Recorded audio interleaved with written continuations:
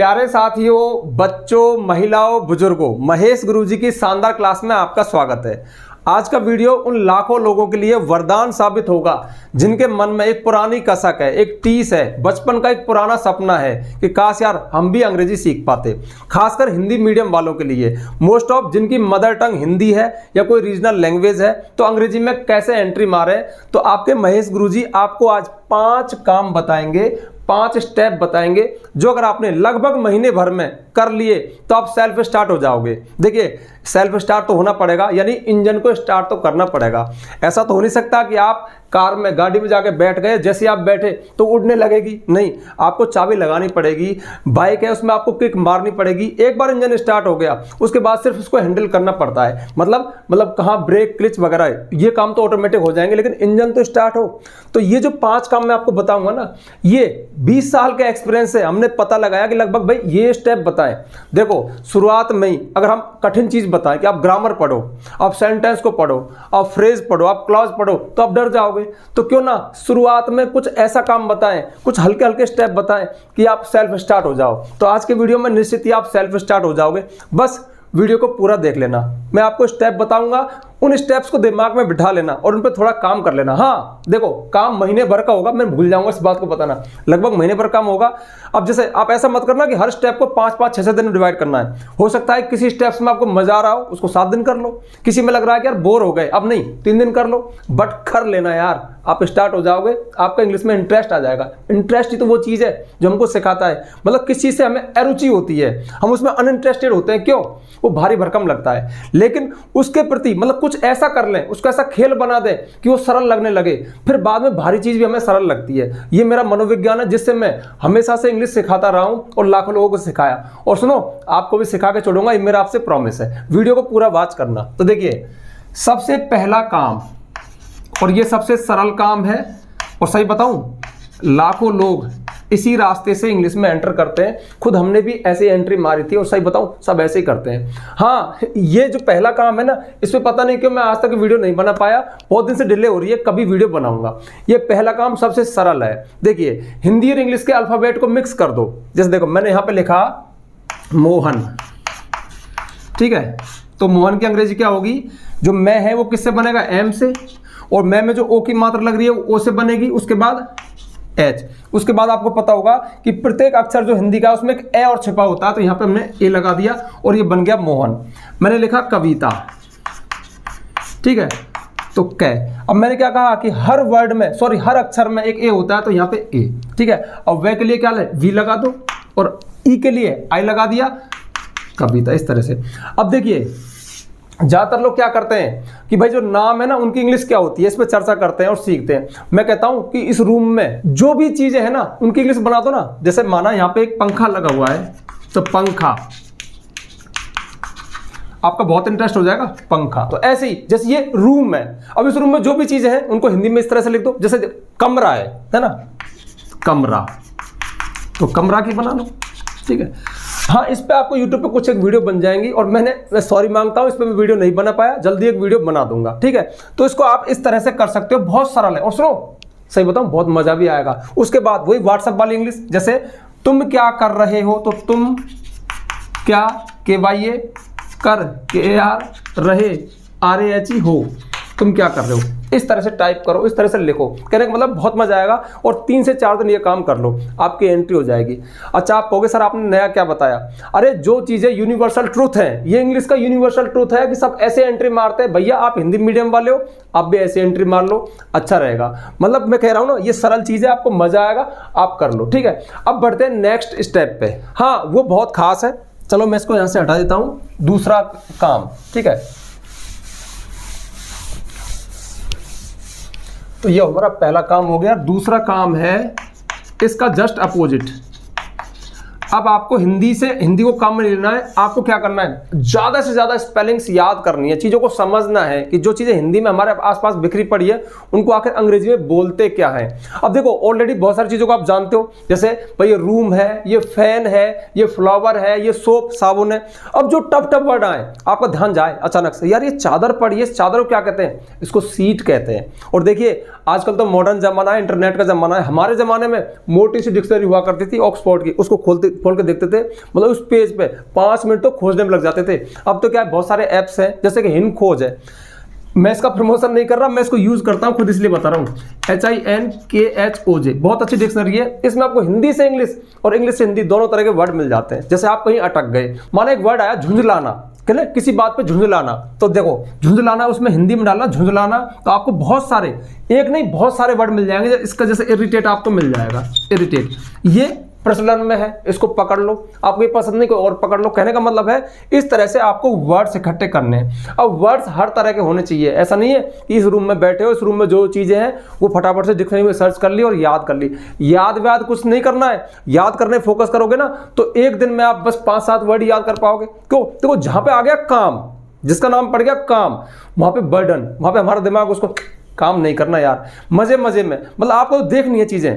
और सही बताऊं, चीजें एक बार में तो किसी को याद नहीं होती, बार बार उनके पास जाना पड़ता है। तो जाने अनजाने में चीजों के पास बार बार चले जाओ। एक ही चीज है, उसको देखा, एक दिन आपने उसको मतलब कैच कर लिया, याद कर लिया, याद नहीं देख लिया, फिर बाद में अचानक से फिर ध्यान गया उस चीज पे, अरे यार देखी तो थी लेकिन भूल गया।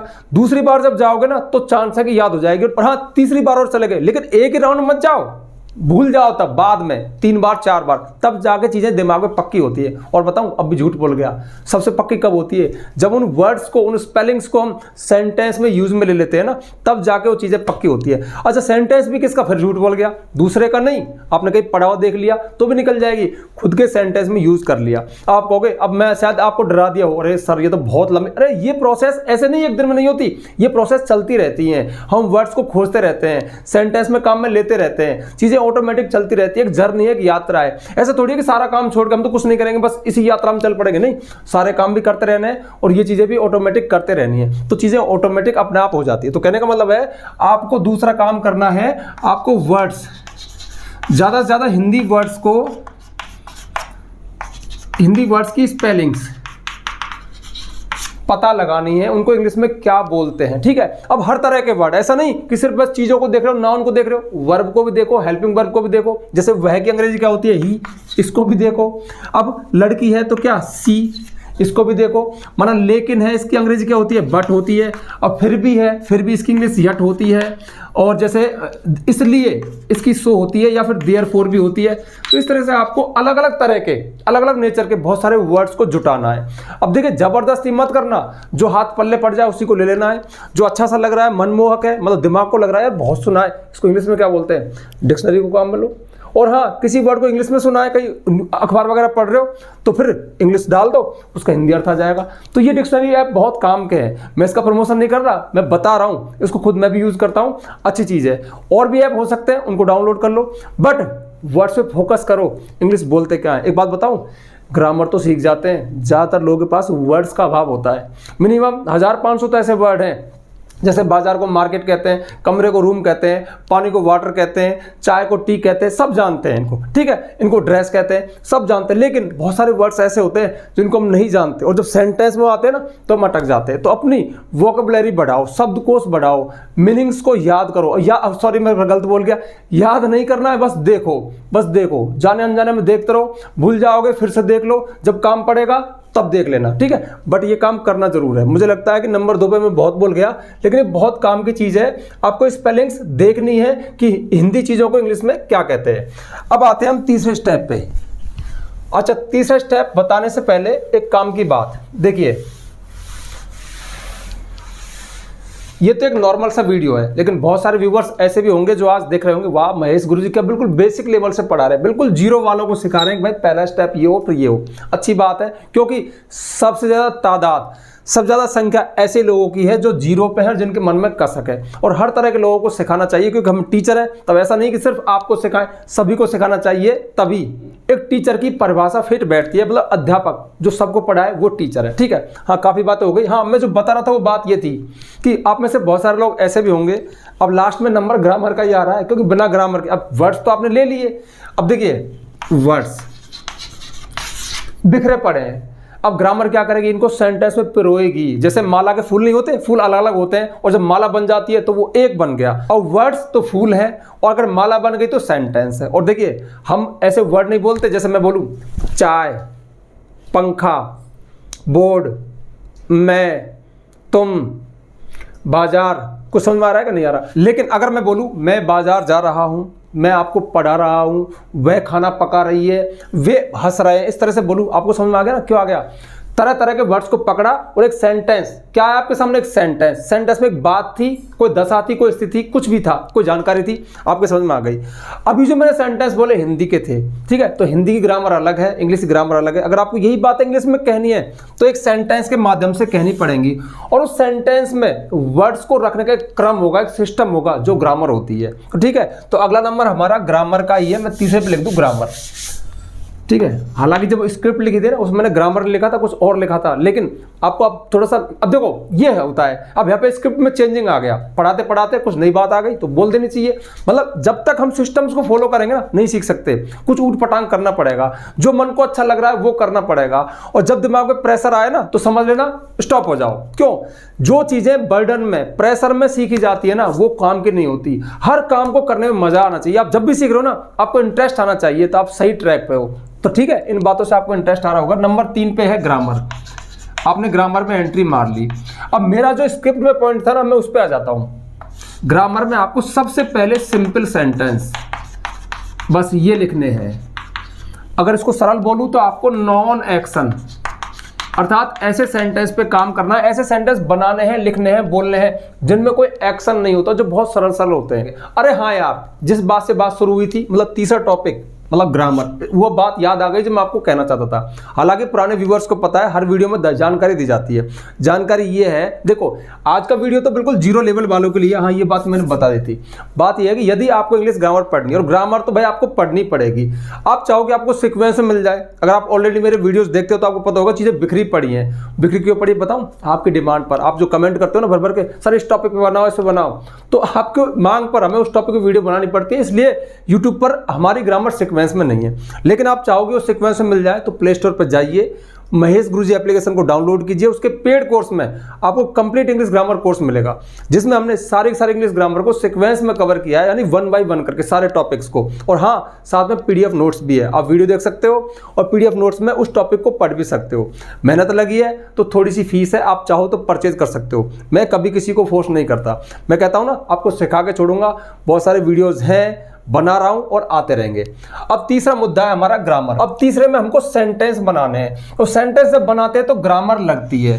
अब ग्रामर अगर भारी भरकम लगा दोगे शुरू में तो फिर आपको वही बर्डन, फिर स्ट्रेस आ जाएगा, फिर तुम छोड़ छाड़ दोगे। इसलिए आपसे छुड़वाना नहीं है, आपको चलवाना है। तो सबसे पहले आप सिंपल सेंटेंस बनाओ, ऐसे सेंटेंस नॉन एक्शन जिनमें कोई काम ना हो, बस कुछ बताया जाए। अब ऐसे सेंटेंस देखो, या तो किसी नाम से शुरू होंगे, जैसे आप राम के बारे में कुछ बताएं, ठीक है। अब राम क्या है? तो Ram is a boy, Ram एक लड़का है, सबको पता है। आप ये मत बताओ Ram is a teacher, Ram एक अध्यापक है। राम के बारे में कितनी बात बता सकते हो, जैसे Ram is a good boy, Ram एक अच्छा लड़का है। इस तरह से, यानी किन्हीं व्यक्तियों के बारे में कुछ बताइए कि उनका स्वभाव कैसा है, वो कैसे हैं, वो क्या हैं। इसके अलावा फिर इनके लिए प्रोनाउन यूज कीजिए, जैसे माना सी, किसी लड़की के लिए आएगा, स्त्री के लिए आएगा, तो सी इज अ टीचर, वह एक टीचर है, इस तरह से। ठीक है, दे का अर्थ होता है वे। अब देखो सी मतलब वह, दे, वे, यू, तुम, इस तरह के वर्ड्स आपके दिमाग में होने चाहिए। दे आर, अब दे के साथ आर आएगा, ये आपको पता लगना चाहिए। तो ये तो बस यहाँ से ग्रामर शुरू हो गई। राम सिंगुलर है, इज आया, सी सिंगुलर है, इज आया, दे प्लूरल है मतलब ज्यादा है तो आर आया। ठीक है, इज हमारे ग्रुप है। अब यहाँ से ग्रामर हमें पता लगना शुरू हो गई। तो दे आर आवर नेबर्स, वे हमारे पड़ोसी हैं, इस तरह से। तो आप इस तरह के सेंटेंस बनाते चले जाइए। इससे पिछला मैंने वीडियो बनाया था दिस दैट दीज दोज, तो देखिए पूरे दिन भर ऐसा बोलिए, लिखिए दिस इज अ चेयर, यह एक कुर्सी है, या फिर दैट इज अ कार, वह एक कार है। तो this that these those, this मतलब हम इंडिकेट करें, इशारा करके बताएं कोई चीज जो हमारे पास है और एक ही है। तो दिस इज, यह है, this is a chair, this is a towel, this is a book, this is a board, this is a chalk, जो पास है। और कोई एक चीज दूर है तो that is a car, that is a table, that is a fan, जो चीज दूर है उनके लिए दैट। और एक से ज्यादा चीजें हमारे पास है तो दीज का यूज कर दीजिए। ये बचपन की चीजें हैं, शुरुआत इनसे ही होती है, अच्छा लगता है। बताओ क्यों? स्ट्रेस नहीं है, बहुत सिंपल से सेंटेंस बन रहे हैं ना, तो इनसे आप एंट्री मार लोगे, गलत होने का खतरा नहीं है। तो दीज आर माई बुक्स, ये मेरी बुक्स हैं जो आपके पास पड़ी हैं, है ना। अब यही बुक्स दूर होती तो क्या कहते? दोज आर माई बुक्स, ये मेरी बुक्स हैं। अब देखिए इसमें दोज वे, आर हैं, माई मेरी, बुक्स किताबें। तो ये बहुत सरल से वर्ड है, इनमें सरल सी ग्रामर है। तो आप पहले ऐसे सेंटेंस बनाइए कम से कम 4-5 दिन, ठीक है। मतलब किसी नाम से शुरू कीजिए या किसी प्रोनाउन से शुरू कीजिए, फिर या फिर दिस दैट दी दो से शुरू कीजिए और हजारों सेंटेंस बना दीजिए। बस is am are was were, is am are was were. Present में कुछ बता रहे हो तो इज एम आर, पास्ट में बता रहे हो तो वाजवर। जैसे इनमें वाजवर का यूज करें तो Ram was a good boy, she was a teacher, they were our neighbours. They के साथ वर आएगा। अब वाजवर एक ग्रुप है, वाज एक वचन के साथ, वर बहुवचन के साथ। यहां से मैं ग्रामर की भाषा बोल रहा हूं ना, ये छोटी ग्रामर है, ये आप पकड़ लोगे और गलती नहीं होगी। चलो देखो, हाँ सिंपल सेंटेंस में आप ऐसे सेंटेंस भी ले सकते हो। जैसे देखो आपके पास कोई चीज है प्रेजेंट में, तो आप ऐसे बोलो, दिन भर ऐसे मतलब बोलते रहो, आई हैव अ बुक, मेरे पास एक किताब है। आई हैव अ हाउस, मेरे पास एक घर है। आई हैव अ कार, मेरे पास एक कार है। अब देखो आई वी यू के साथ तो हैव आएगा, लेकिन आप कहोगी मुकेश के पास है, तो मुकेश कोई लड़का है, एक वचन है, तो फिर क्या आएगा, हैज आएगा। Mukesh has a brother, Mukesh का एक भाई है। अब ये पास्ट में बताओ आप, तो ऐसे बताओ जैसे वी हैड अ डॉग, हमारे पास एक कुत्ता था, ठीक है। अब नहीं है, पहले होगा। तो हैज हैव हैड, ठीक है। मैंने क्या बताया आपको, जस्ट सब्जेक्ट के बाद मैं लिख देता हूं यहां पे इज एम आर, या फिर पास्ट की बात कर रहे हो तो वाज वर का यूज करना है। अगर आप चीज बता रहे हो कि मेरे पास कोई चीज है प्रेजेंट में, तो हैज हैव का यूज करना है। और वो चीज पास्ट में बता रहे हो तो आपको हैड का यूज करना है। बस ये वाली हेल्पिंग वर्ब, वैसे इन सेंटेंस में मेन वर्ब कहलाएंगे, इनको काम में लो और बहुत सारे सेंटेंस बनाओ। सारे के सारे सिंपल सेंटेंस होंगे। पता क्यों बता रहा हूँ, हमने भी ऐसे सेंटेंस बनाए थे और शुरुआत में 3rd या 4th क्लास में लगभग ऐसे सेंटेंस हमारे सामने आते हैं। बहुत अच्छा तरीका है। मतलब हमारे शिक्षाविदों ने, मतलब शिक्षा शास्त्रियों ने, जिन्होंने पाठ्यक्रम तैयार किए, सिलेबस तैयार किए कि भाई बचपन में कौन सी चीज पढ़ाई जाए, बाद में कौन सी, सब सोच समझ के किया है और उनकी नीतियां सफल रही हैं, तभी लाखों लोग सीख रहे हैं। तो आपको भी उसी मुद्दे पे आना पड़ेगा। एक यूनिवर्सल ट्रूथ है और वही चीज मैं आपको बता रहा हूं। तो आपको 3rd स्टेप में इस तरह के सेंटेंस बनाने, सिंपल। हाँ थोड़ा ध्यान रखना भाई, एक वचन चीज है, ही सी इट, या कोई एक वचन है तो इज आएगा, आई के साथ एम आएगा, प्लूरल सब्जेक्ट के साथ आर आएगा। वाज वर दो है, मतलब इसका मतलब था, इसका मतलब थे, ठीक है, हूं, है। अब देखो ये पास्ट के लिए आएंगे। अगर कोई चीज एक है, ही सी इट, या कोई नेम है तो वाज आएगा। आई वी यू दे के साथ वर आएगा, सॉरी आई के साथ वाज आएगा। हैज हैव हैड में अगर सिंगुलर है, ही सी इट नेम, तो हैज आएगा। आई वी यू दे प्लूरल है, ज्यादा है, तो फिर हैव आएगा। हेड सबके साथ आ जाएगा। तो आप इन पे प्रैक्टिस कीजिए, सिंपल सेंटेंस बनाइए, कोई प्रॉब्लम नहीं है, मतलब कुछ नहीं होगा, शुरुआत हो जाएगी। पता है आदमी कब चलता है, कॉन्फिडेंस से चलता है। यानी वो जो काम करे उसमें सफल हो, उसको बर्डन ना आए, स्ट्रेस ना आए, और जो चीज़ वो लिखे वो करेक्ट हो। बस ये सीखने के 3 मूल मंत्र है। अगर आपके साथ ये चल रहा है तो आपको हौसला मिलेगा, आप चलते जाओगे। और शुरू में ही कोई ऐसा आ गया, अरे यार क्या गलत है यार, अभी तो चल शुरू किया था, इसने गलत बता दिया, ठीक हम करते ही नहीं है, हम करेंगे नहीं, यहाँ से सारा मामला गड़बड़ हो जाता है। तो इसलिए मैं आपको सरल स्टेप बता रहा हूँ। तो तीसरे स्टेप में आपको ये चीज़ करनी है, ठीक है। अब बढ़ते हैं आगे, और हमारा अगला स्टेप है नंबर 4 पे। चौथा काम जो हमें करना है वो टेंस पढ़ने। अब टेंस भी ग्रामर में ही आते हैं, लेकिन हल्की ग्रामर है, हल्की क्वालिटी ग्रामर है। देखिए हमारे हिंदुस्तान में अक्सर कई वीडियोस में बता दिया, टेंस को भगवान बताया जाता है कि अंग्रेजी का भगवान टेंस है। अगर टेंस नहीं सीखे ना बेटा तो अंग्रेजी नहीं सीख पाओगे। तो बताए ये भी एक सोची समझी चाल है कि टेंस को जानबूझ के इतना फेमस किया गया। पता है क्यों? क्योंकि टेंस एक खेल हो जाता है। टेंस में आपको भाई टेंस 3 है, प्रेजेंट पास्ट फ्यूचर, पहले ये बताएंगे, उसके बाद फिर के 4 भाग है, तो कुल 12 टेंस हो गए। अब इन 12 टेंस के पहचान क्या है हिंदी में, ता है, ती है, ते है, किस टेंस में आता है। अब ये आ गया तो फिर टेंस कौन सा है, उसका स्ट्रक्चर क्या बनेगा, सब्जेक्ट के साथ हेल्पिंग वर्ब, मेन वर्ब क्या आएगी, इस तरह से। तो एक खेल सा हो गया। उससे पता है क्या होता है, जाने अनजाने में हमारी सेंटेंस से मुलाकात हो जाती है। मतलब सेंटेंस है ना, वो टेंस के बहाने से, भाई राम स्कूल जा रहा है, एक सेंटेंस है ना, है तो एक सेंटेंस जिसमें जानकारी दी जा रही है। ये बात हमें ग्रामर में डीप नॉलेज में जब जाएंगे ना तब पता चलती है कि भाई ये सेंटेंस है। सेंटेंस इतने तरह के होते हैं, वो स्टेप नंबर 5 पे आपको मैं बताऊंगा। सेंटेंस तो मेन चीज़ है यार, बहुत सारे वीडियोस में बता दिया, बहुत सारी बातें में रिपीट भी होती है, लेकिन सारी की सारी काम की बात है। तो हमको टेंस पढ़ने और अच्छे से पढ़ने। अब मैं यहाँ टेंस नहीं पढ़ाने वाला आपको, भाई 12 टेंस है, उनकी पहचान, मतलब बिल्कुल शुद्ध देसी तरीके से। प्रेजेंट इंडेफिनिट टेंस ता है ती है ते है, जिस हिंदी वाक्य अंत में ता है ती है ते है आ जाए वो प्रेजेंट इंडेफिनिट टेंस होता है। अब इसका स्ट्रक्चर बनाना है, मतलब सेंटेंस हमारे सामने आया, हम स्कूल जाते हैं तो वी गो टू स्कूल, लेकिन हम स्कूल नहीं जाते हैं, we do not go to school. इसमें डू कहाँ से आ गया? तो प्रेजेंट इंडेफिनिट टेंस में अफर्मेटिव सेंटेंस में कोई हेल्पिंग वर्ब नहीं होती, लेकिन नेगेटिव इंट्रोगेटिव में डू डज हेल्पिंग वर्ब होती है। मतलब ये कुछ स्ट्रक्चर हैं। अब देखिए 12 टेंस है, उनकी 12 पहचान है, 12 स्ट्रक्चर है, उनके हेल्पिंग वर्ब क्या है, मेन वर्ब क्या है, किस में आईएनजी फॉर्म आएगी, किस में थर्ड फॉर्म आएगी, ये सब के सब आपको रट्टा मारना है। और फिर बताऊं सबसे बड़ी बात, मतलब लाखों लोग टेंस के पास जाते तो हैं, पर शुरू में इंटरेस्ट आता है और 3-3, 4-4 सेंटेंस, बहुत सारे तो पता एक भी नहीं बनाते, बस टीचर ने समझाया, टीचर ने 5 सेंटेंस दिए, होमवर्क दे दिया कि ये हिंदी में सेंटेंस है, इनकी इंग्लिश बना के लाना, वो 5 के 5 की, मतलब कुछ सही होंगे गलत होंगे, ले आएंगे, चेक करा लेंगे, 3 सही आए 2 गलत आए, बात खत्म।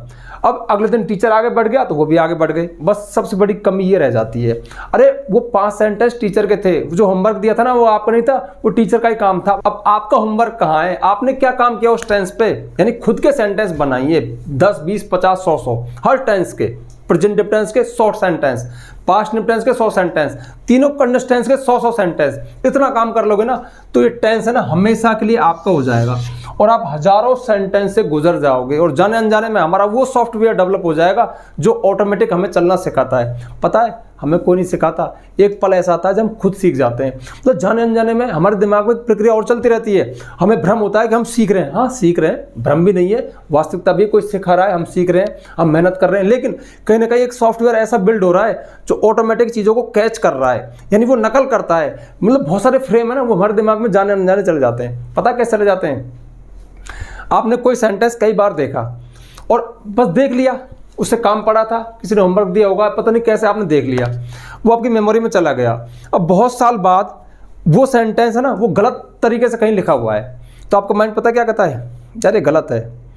आप सामने वाले ने पूछा सिद्ध करो ये कैसे गलत है, पता आप क्या कहते हो? यार ये तो पता नहीं पर ये गलत है यार, मैंने कभी इसको ऐसे कहीं देखा था, ऐसा है नहीं, कहीं देखा था 20 साल पहले 10 साल पहले देखा था, मेमोरी में है। तो बहुत सारी चीज़ें ऐसे होती है। स्पोकन में और क्या होता है? स्पोकन में बहुत सारी इंग्लिश सुनते हैं, वो हमारी मेमोरी में चली जाती है, वो स्ट्रक्चर चले जाते हैं, वो लहजा चला जाता है और ज़रूरत पड़ने पर वो बाहर निकल जाता है। तो ऐसी बहुत कुछ सीखना ऐसे होता है, यानी हम चीज़ों से मुठभेड़ कर रहे होते हैं ना, मशक्कत कर रहे होते हैं, मेहनत कर रहे होते हैं, तो वो सॉफ्टवेयर में वो चीज़ें मेमोरी में जा रही होती हैं और एक सीखने की प्रक्रिया ऑटोमेटिक चलती होती है। तो चीज़ें बहुत सालों बाद ऑटोमेटिक होने लग जाती है, लेकिन जब तक वो ऑटोमेटिक नहीं होती ना तब तक हमें चलते रहना पड़ता है, काम करते रहना पड़ता है, इन बहानों में जाना पड़ता है, ऐसे वीडियो देखने पड़ते हैं कि 5 काम, और एक टीचर से सुनना पड़ता है हजारों बार कि भैया टेंस एक अच्छा खेल है, सोची समझी रणनीति के तहत इतना फेमस किया गया है, तो आप भी टेंस से मुलाकात कर लो, मोटिवेट कर लो। तो ध्यान रखना चौथे स्टेप में आपको टेंस सीखने ही पड़ेंगे।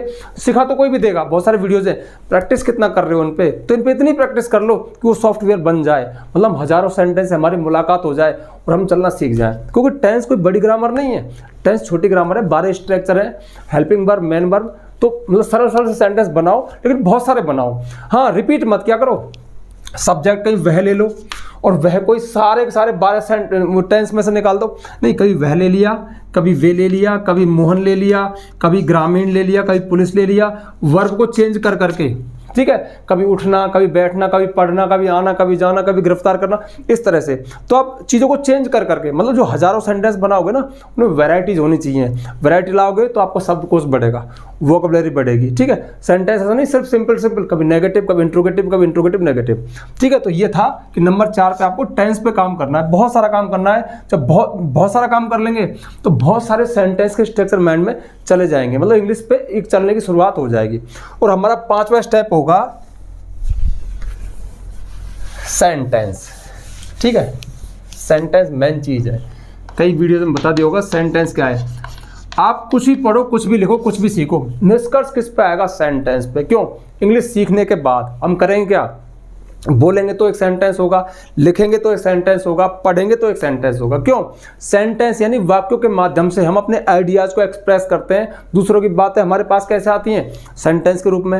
हम अपनी बातों को, जानकारी को कैसे देते हैं? सेंटेंस के रूप में। तो जो सेंटेंस है ना वो इंग्लिश ग्रामर की रीढ़ है, मतलब पूरा बेस इस पे टिका हुआ है। जब हम इंग्लिश सीखते हैं तो सेंटेंस को सीखते हैं। अब सेंटेंस क्या है ये हमें आना चाहिए। सेंटेंस वो होता है जिसमें कई वीडियोज में बता दिया, सब्जेक्ट हो और सब्जेक्ट को छोड़कर जो बचे, सेंटेंस में कुछ ही बचे, वो प्रेडिकेट कहलाता है, ठीक है। अब प्रेडिकेट के अंदर एक वर्ब है ना, वो कंपलसरी है, हेल्पिंग वर्ब मेन वर्ब दोनों मतलब वर्ब में काउंट होगी, वो तो कंपलसरी है मतलब अनिवार्य है। तो ध्यान रखना यदि सब्जेक्ट और वर्ब भी है तो भी एक सेंटेंस हो जाता है, क्योंकि उसमें जानकारी चली जाएगी। जैसे मैं कहूँ आई टीच, बस मैं कहूँ मैं पढ़ाता हूँ, आई सब्जेक्ट है, टीच वर्ब है, मैं पढ़ाता हूँ, तो जानकारी पूरी चली गई। यानी मैंने आपसे कहा, आपने मुझसे आप क्या करते हो, आई टीच, मैं पढ़ाता हूँ। अब हो सकता है कि इस जानकारी को मैं और बढ़ा दूँ, क्या, आई टीच इंग्लिश, मैं इंग्लिश पढ़ाता हूँ। तो इंग्लिश क्या हुआ, इसमें ऑब्जेक्ट हुआ। तो ध्यान रखना सब्जेक्ट को छोड़कर जो बचे प्रेडिकेट के अंदर वर्ब कंपलसरी जैसे ये थी, और इसके अलावा प्रेडिकेट में क्या क्या हो सकता है, प्लस ऑब्जेक्ट हो सकता है, ठीक है, कर्म। जैसे कि मैं क्या पढ़ाता हूँ, इंग्लिश क्या है, ऑब्जेक्ट है। इसके अलावा सेंटेंस में एडवर्बियल्स हो सकते हैं। इन सारी बातों पर मैंने बहुत सारी वीडियोस बना दी।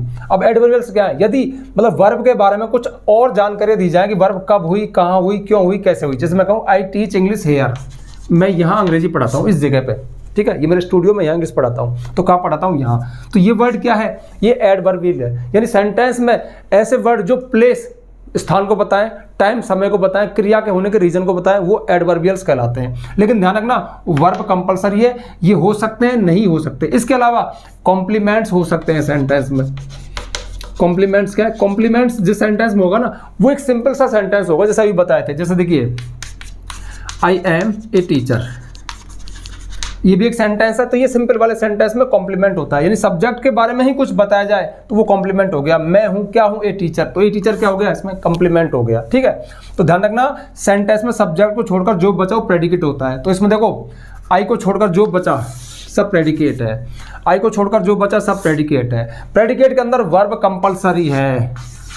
इसके अलावा सेंटेंस में ऑब्जेक्ट हो सकते हैं, एडवर्बियल्स हो सकते हैं, कंप्लीमेंट हो सकते हैं। इन सब पे मैंने वीडियोस बना रखे हैं। अब ये सेंटेंस की एक गुत्थी सुलझ रही है, उसकी रीड में जा रहे हैं, बेस में जा रहे हैं कि सेंटेंस में ये चीज़ें होती हैं, मतलब ये चीज़ें जानना जरूरी है, तब जाके हम उसके अंदर जाते हैं, गहराई में जाते हैं। अच्छा, इसके अलावा अब देखो, एक तो आपको ये चीज़ पढ़नी चाहिए, नंबर 5 में आप कई चीज़ पढ़ोगे, क्योंकि अब आप बड़े हो गए हो तो अब नॉलेज तो बढ़ानी है ना। इसके अलावा ये ज्ञान लेने के बाद कोई अच्छा सा वीडियो देख लेना, मेरा देख लेना, कहीं से देख लेना, पर ये वाली चीज़ समझ लेना एक बार, ठीक है, आपकी नॉलेज बढ़ेगी। इसके अलावा फिर नेक्स्ट पॉइंट होगा आपका कि सेंटेंस कितने प्रकार के होते हैं। तो देखिए वो दो प्रकार के हैं। पहला पर्पस के आधार पर, उद्देश्य के आधार पर। तो देखिए उद्देश्य के आधार पर सेंटेंस हो सकते हैं हमारे, जैसे असर्टिव, जिनमें कोई जानकारी दी जाए, ठीक है, ये नेगेटिव पॉजिटिव हो सकते हैं। इसके अलावा इंपरेटिव, जिनमें कोई आदेश दिया जाए। इसके अलावा क्वेश्चन यानी इंट्रोगेटिव सेंटेंस। इसके अलावा नंबर 4 पे हो गए एक्सक्लेमेटरी, जिनमें कोई खुशी, आश्चर्य या दुख प्रकट किया जाए, मतलब विस्मय वाले वाक्य। इसके अलावा ऑप्टेटिव सेंटेंस। तो ये 5 प्रकार के सेंटेंस हो सकते हैं उद्देश्य के आधार पर। अब इनके स्ट्रक्चर क्या होते हैं ये जानना जरूरी है। अच्छा, ये तो हो गए उद्देश्य के आधार पर। अब स्ट्रक्चर के आधार पर, बनावट के आधार पर कितने तरह के हो सकते हैं, तो ध्यान रखना। फिर अगेन एक तो ये हो गया, देखो ये चीज़ तो ये हो गई भाई, स्ट्रक्चर क्या होता है सेंटेंस का। दूसरी चीज़ सेंटेंस कितने प्रकार के होते हैं, assertive, imperative, question, exclamatory, optative. इन सब पे मैंने वीडियो बना रखे हैं, देख लेना जाके। फिर स्ट्रक्चर के आधार पर सेंटेंस हो सकते हैं सिंपल सेंटेंस, वो होता है जिसमें एक सब्जेक्ट एक वर्ब पाई जाए। इसके अलावा फिर दूसरा है कंपाउंड सेंटेंस, जिसमें कम से कम 2 मेन क्लॉजेज पाए जाए। और नंबर तीसरा है कॉम्प्लेक्स सेंटेंस, जिसमें एक मेन क्लोज हो और एक अथवा एक से अधिक सबऑर्डिनेट क्लोजेज हो या डिपेंडेंट क्लोजेज हो, मतलब सबऑर्डिनेट क्लोज को डिपेंडेंट क्लोजेज भी बोलते हैं। और चौथा कंपाउंड कॉम्प्लेक्स सेंटेंस, ये और भी बड़ा है, ठीक है। इन सब पे मैंने वीडियो बना रखे हैं, ये होते हैं स्ट्रक्चर के आधार पर। और जब आप इसमें एंटर करोगे तो आपको क्लॉजेज से वास्ता पड़ेगा। भाई क्लॉज देखो, हमेशा आप छोटे छोटे सेंटेंस तो बोल नहीं सकते कि मैं अच्छा हूँ, वह मोर है, वह पक्षी है, ठीक है, मैं खेल रहा हूँ, मतलब टेंस में आ जाएंगे, ठीक है। जब वह आया तो मैं पढ़ रहा था, जब वह आया तो मैं पढ़ रहा था। हम सब जानते हैं कि पृथ्वी गोल है, मतलब बड़े बड़े सेंटेंस जिनमें 2 बातें बताई जाएं, तो फिर हम क्लॉजेज के पास चले जाते हैं। फिर हाँ, एक चीज़ फ्रेजेज है, उसको जानना भी बहुत ज़रूरी है। तो ये बहुत सारी चीज़ें हैं जो हमें जाननी चाहिए, जाननी पड़ती हैं, तब जाके हम ग्रामर में जाते हैं, तब जाके हमें पता चलता है कि सेंटेंस कैसे कैसे होते हैं, उनको कैसे हैंडल किया जाता है। मतलब जो फूल बिखरे पड़े हैं ना, जो वर्ड्स हैं, माला में कैसे कैसे परोया जाता है। और मालाएँ कितनी तरह की हो सकती हैं, छोटी माला, बड़ी माला, छोटे फूल वाली माला, बड़े फूल वाली माला, फिर एक बड़ा फूल आ गया, फिर एक छोटा फूल आ गया, मतलब बहुत सारी चीज़ें, बहुत सारी पेचीदगियाँ जो जाननी चाहिए, ठीक है। तो ये 5 स्टेप थे, ठीक है, ये मैंने आपको बता दिया, 5 सेंटेंस है। इसके अलावा फिर रिकमेंड करूंगा, बहका के फंसा दिया ना 5 काम, पर काम थोड़ा सा और भी है। जैसे कि कभी भी अगर आपको इंग्लिश सीखने का मन हो ना, तो पार्ट्स ऑफ स्पीच यानी सेंटेंस के अंदर जो वर्ड्स है ना, वो फंक्शन के आधार पर, सेंटेंस में फंक्शन के आधार पर क्या क्या कहला सकते हैं, noun, pronoun, verb, adjective, adverb, ये 8 तरह के होते हैं। तो पार्ट्स ऑफ स्पीच को डिटेल में पढ़ लेना। इसके अलावा वर्ब का जो कॉन्सेप्ट है उसको कभी ना कभी जरूर डिटेल में पढ़ना, क्योंकि वर्ब अपने फंक्शन मतलब वर्ब अपनी प्रकृति के आधार पर 2 तरह की हो सकती है, हेल्पिंग वर्ब, मेन वर्ब, वो 2 तरह की हो सकती है, ट्रांजिटिव वर्ब, इंट्रांजिटिव वर्ब, वो 2 तरह की हो सकती है, रेगुलर वर्ब, इर्रेगुलर वर्ब, वो 2 तरह के हो सकते हैं, finite verb, non finite verb. और नॉन फाइनाइट को जब पढ़ोगे तो जेरेंट पार्टिसिपल इन्फिनिटिव से आपका पाला पड़ेगा, जिनको जीवन में एक बार पढ़ना समझना बहुत जरूरी है, क्योंकि सेंटेंस में कोई भी चीज़ कहीं भी हमारे सामने आ सकती है, और जब वो आएगी ना तो फिर यार ये क्या है, तो ये सब चीज़ें होती हैं। ठीक है, तो ये 5 स्टेप में मैंने आपको बताया कि ये 5 काम आपको कर लेने चाहिए, तो आपके लिए इंग्लिश सरल हो जाएगी। शुरुआत में हल्का, फिर बड़ा, फिर बड़ा, फिर बड़ा। हाँ, जब मैं लास्ट में आया ना तो ये वर्ड्स बहुत कॉम्प्लिकेटेड हो गए होंगे, कठिन। ठीक है, आपका इंटरेस्ट भी आया होगा, यार ये क्या होता है, ये क्या होता है। तो हाँ, वैसे ये यूट्यूब पे अवेलेबल है, फ्री में अवेलेबल है, हर कहीं मिल जाएंगे। ठीक है, बुक्स में अवेलेबल है, लेकिन आप चाहते हो कि महेश गुरुजी की लैंग्वेज में ही, मतलब सरल शब्दों में आप ये पूरी ग्रामर इंग्लिश कवर करें, सारे टॉपिक्स को, तो फिर से रिपीट करता हूँ, फिर से याद दिलाता हूँ। प्ले स्टोर पर जाइए, महेश गुरुजी एप्लीकेशन को डाउनलोड कीजिए।